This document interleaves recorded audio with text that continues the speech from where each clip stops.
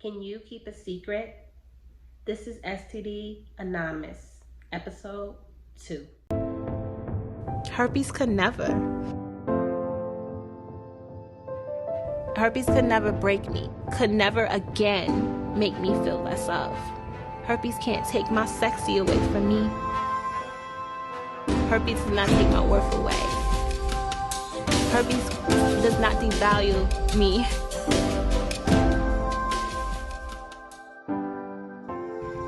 Herpes can never. Hi, my name is Shayna Singleton, aka The Herpes Goddess, and yes, having me is a big flex. I am the founder of Herpes Can Never, growing the largest herpes awareness platform of 291K because I inspire people to love themselves more. The mission is to be at war with the herpes stigma until the herpes community feels comfortable being open about their status and proud of their sexuality. Welcome. Now, I have a juicy anonymous story today. I think this woman needs to be an author because this email is like a 4-page letter. I'm just going to go ahead and jump right on in. The story of my diagnosis begins with the filing of a missing persons report. My boyfriend of 8 years, the man I was deeply in love with, the man to be my future husband, the father of my future children, has gone missing. At this point in our relationship, we had settled on a long-distance situation and visited one another about once every 3 months. He had his promising career in the northeast side of the country, and I was working on fulfilling my own. We'd grown accustomed to daily phone calls, video calls, and all-day texts. I'd spoken with him on a Friday night when he abruptly had to disconnect and said that he would call me back. He had informed me a week earlier that he was to help his sister separate from an abusive partner. When we spoke that Friday, he was on his way to do exactly that. By the second day of unreturned calls and texts, I began to worry. He always reached out to me. Lost phone, broken phone, no phone, it didn't matter. He always found a way to contact me. Soon my worry grew into full-blown panic. I called, I texted, I DM'd all his family and friends I can think of. Those that responded and had not heard from him. After hundreds of unanswered calls, his phone now going straight to voicemail, no response to the number of emails sent, and work numbers going unanswered, I reached out to his work security unit. Security was little help, as it was against company policy to divulge information about employees' whereabouts, and couldn't even tell me if he had reported to work that day. I finally found a bit of solace and comfort in a kind woman from the headquarters office who said she would investigate and soon contact me with as much information as she could provide. I then called the non-emergency police in hopes of requesting a welfare check. I provided the operator with his name and address, the make and model of his car, and regurgitated the story about him intervening with an abusive individual and the possibility of it being the reason for his lack of response. In the meantime, a Facebook post indicated his possible missing status will help ease my anxiety.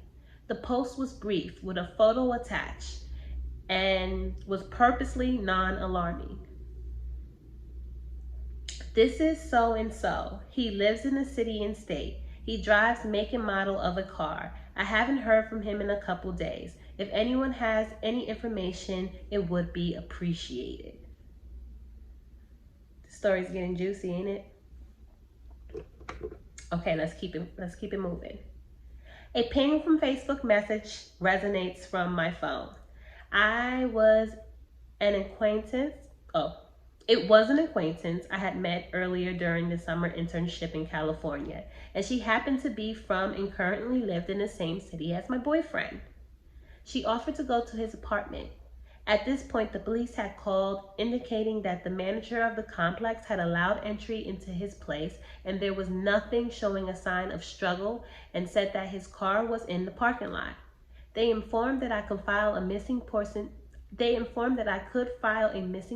report in a day if I still had not heard from him by then. For now, there was nothing suspicious and nothing more they can do. Case closed on their end. Not mine, however. My acquaintance arrived at this apartment complex and walked up the 3 flights of stairs in an attempt to peek through the windows, all while reporting everything she saw to me on the phone. She confirmed his car was in fact in the lot and said that there was a child's bicycle on his balcony. I didn't find this odd. He said he had a niece who visited him periodically. Everything else appeared normal, and she can see nothing in his car after I requested for her to search for a phone, thinking that maybe he had dropped it. As she began to leave, a noisy neighbor began interrogating her. I couldn't understand much of what was said, but she soon repeated what was discussed in a very sullen and awkward tone. She said the neighbor had seen my boyfriend earlier with a woman who called him D. When asked who the woman was, the neighbor assumed it was his girlfriend. When my friend explained, she actually had his very worried girlfriend on the phone. He got quiet and said he didn't know anything else. A photo of my boyfriend was shown to confirm the person in question, and the neighbor confirmed it was in fact the man he was speaking of. I was confused and embarrassed, but told her he had a sister and insisted that there had been a misunderstanding. I told you this girl is good with her writing skills. Let's keep going. This misunderstanding was later clarified when a phone again pinged, waking me up from a very little sleep I got that night. It was a message from a woman who introduced herself as the mother of my boyfriend's child. My boyfriend had 2 children, both of whom were young adults, and lived with their mother in another state. This child she spoke of, I knew nothing about. I learned that she was 7 years old. 7 years old. My boyfriend and I had met in college and dated for a year before he left to start his career. Math would tell you that he impregnated this woman within the first year of our second year getting together and him living in this new city. I couldn't breathe. I collected myself enough to get as much information as I could from her. I informed her of who I was and told her I knew nothing of their child. She didn't want to get involved, and understanding the possible difficult dynamics between co-parents, I didn't force it and thanked her for her time. I cried all night. The boyfriend I was committed to for 8 years, the man I was deeply in love with, the man to be my future husband, the father of my future children, is a terrible person. Still, he was missing, and despite all the information I learned, my love for him overpowered all the negative thoughts that I simply wanted him to be all right. Morning came. Eyes red and swollen. I slugged out of bed to wash my face. My phone rang, and it was the woman from the headquarters office. She contacted my boyfriend's supervisor, who was aware of his absence as vacation time has been requested. She informed me there was nothing more she can do for me as his absence is voluntary and management couldn't get involved in employees' whereabouts outside of work. Again, utter embarrassment settled in. An email chimed in. It was him, alive and well. His response to my email entitled, "Filing a Missing Persons Report," was cold and reeked of irritation. "I'm fine. I don't have a phone or computer. I'm okay. I'm on leave from work right now. Once I get out of here, I will get to a phone and call you. For now, can you stop contacting the world, please? I don't need everyone in my personal business." I responded for him not to bother calling me. That I knew all I needed from the child he kept a secret, the child's mother he cheated on me with, and the neighbor who told me about his latest infidelity. That was it. Following the most painful, exhausting week of my life, doing all that I could to make sure he was all right, that was the last contact I had with this man I had devoted 8 years of my life to. I had only been diagnosed with genital HSV-2 3 months prior. He had me convinced that I had herpes all along and just didn't know, that I must have given it to him. I felt guilty. I had a difficult diagnosis. I had been tested a year prior, mostly thanks to a very thorough doctor who, during my routine STD testing, requested an HSV-1 and HSV-2 blood test, both coming back negative. I never had symptoms, not until February 2017, after one of my boyfriend's visits. Blissfully unaware of his indiscretion, we spent a weekend of plenty of sex, unprotected sex. He was the man that I wanted to marry, and we had discussed having kids. Therefore, an unexpected pregnancy would have been a blessing we both wanted. I trusted him, and we always had unprotected sex. He made sure that 6 months into dating, it wasn't until a year after we began dating did I learn that he was secretly removing the condom mid-intercourse without asking me. He was puzzled and took offense to my angry reaction. After his confession, whenever the topic of a condom used to come up, he said it was a moot point, as I was his woman. He wasn't having sex with anyone else, and we already had sex without one multiple times, without me knowing, of course. Later that year, I was diagnosed with HPV, and he convinced me I must have got it from my previous partner. I was 19 when I met him, and I was in love. In retrospect, I realized all of that was very, very wrong. The symptoms I had in February 2017 put me in a hospital. 3 times to be exact. I thought the burning sensation I felt from a UTI, which I later learned was, oh sheesh, she had a UTI too. Sorry, this is extra commentary. But the antibodies prescribed were not helping to reduce my fever. I think she meant to say the antivirals prescribed was not helping to reduce her fever. It wasn't until the 3rd trip to the emergency room I noticed an ulcer. I was on my period, so it was difficult to see. When I told the nurse, she offered to perform a pelvic exam. Her gloved fingers entering my vaginal opening felt like a knife. I winced, yelped in pain, and clutched my nails deep into the exam table cushion. I had never experienced that kind of pain. It was then she ordered a blood test for herpes. A couple weeks later, the results were negative, and I assumed my symptoms as being because of a UTI. The following month, another ulcer appeared. This time I went to Planned Parenthood, but because I had a menstrual cycle, another blood test was ordered. The test came back negative. Another month, another ulcer. I allowed my period to lapse, and a swab of the ulcer was tested, as well as another blood test, both coming back negative. The nurse at Planned Parenthood said that if another test was negative, the ulcer instead was possibly a reaction to my pads or laundry detergent, and because I've only been sexual with one man for 8 years, she didn't expect me to be at high risk for herpes. Another month passed, and again another ulcer appeared. I went to my primary doctor, and it was a battle to convince her to test me for herpes. She said it was pointless because everyone had it, and I most likely did as well. The tests were inaccurate and gave false positives and false negatives all the time, so it was a waste of resource. I informed her of my multiple negative tests, and it wasn't until I requested another doctor did she take my request serious. Positive. 3 months after my initial emergency room visit, my fears were confirmed. A nurse from a STD help website told me that because multiple tests came back negative while having physical symptoms, she suspected it was a recent infection. She said that my immune system needed time to respond to the level of antibodies that could be detected by a blood test.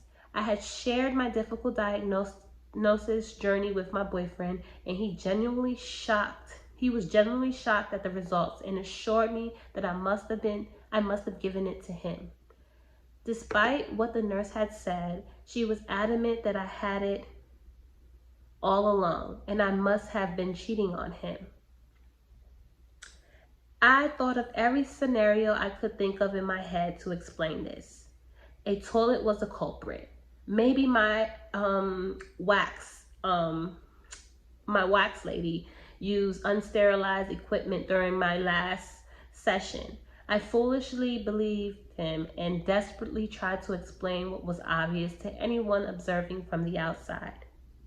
His disappearance brought light to all his lies. More secrets would not be revealed until a month after the final email exchange. The woman who called him D, who I assume was just another sexual conquest and the reason why I have herpes now, reached out to me and informed me that she had been in a relationship with him for 4 years. Ooh, it's getting juicy now. For clarification, to keep track of multiple women, I provided the following timelines. We began dating in 2009. He left in 2010 to start his new job, and within the same year, he impregnated another woman. Within a year or so, he began dating a woman who called him D, all while promising me marriage, children, and a happy life together. We spoke on the phone. I liked her. In another life, I think we could have been good friends. We shared story. Vague inconsistencies with him were now clarified with the other person's story. She was 2 promised marriage kids and growing old together. She had caught him cheating multiple times. I honestly still don't know how many women he juggled during our 8-year relationship. I told her about my herpes status and warned her about him having it. She said that they were having unprotected sex, and when confronted, he told her that he didn't have herpes despite telling me that he tested positive the month prior. I could tell her blinding love clouded her judgment as well as mine. She ultimately believed him. I don't know what happened to her or their relationship, but I hope she was able to escape him. It's been 4 years and 3 months since my first outbreak. 4 years and 6 months since my diagnosis. 3 years and 8 months since I last communicated with my ex. It is obviously I kept track of the dates. It helps me realize how much progress I have made over the years. I have suffered with depression, have lost trust in myself and my intuition, and at times feel the most alone I have ever felt. Mostly, I have a lot of regret. Regret for my decisions I have made in my relationship, and regret for the time I have lost wasted on someone who wasn't deserving of me and only put my health at risk. I realize I am in the beginning stages of me accepting my diagnosis. Having herpes has been a struggle. Not so much the symptoms from the virus, but the shame of it. Dating has been rough. I have been outright rejected multiple times following disclosure, and at times have been met with acceptance and understanding, but still with too much uneasiness to continue the relationship. My outbreaks are far in between, but they are a reminder of my story and the person I trusted with my heart, my mind, my body, and my soul. Before my diagnosis, having herpes was what I feared the most because the stigma behind it was brutal. Along with my diagnosis, I have become grateful. Having herpes is not a big deal. It doesn't affect your fertility like some bacterial infections. It doesn't attack your immune system like HIV. And I could have been given a death sentence. I'm fortunate, and occasional sore is all I get. I do wish I had come out of the relationship unscathed, as Lord knows my mental health suffered, but I learned to be patient and to forgive myself. I cannot share my story without crying. It can be difficult to reminisce and revisit the past to be reminded of the unfortunate outcome. I haven't shared details of my story with many people. I share my story now in hopes that it brings others company and comfort in knowing that they are not alone. As alone as I feel sometimes, research of herpes has helped me understand that I'm not alone. I'm slowly learning to accept my new normal and healing every day. I am grateful, I am still alive, and I'm learning self-acceptance. I'm still beautiful, I'm still desirable, I'm still myself. Herpes does not define me, herpes could never.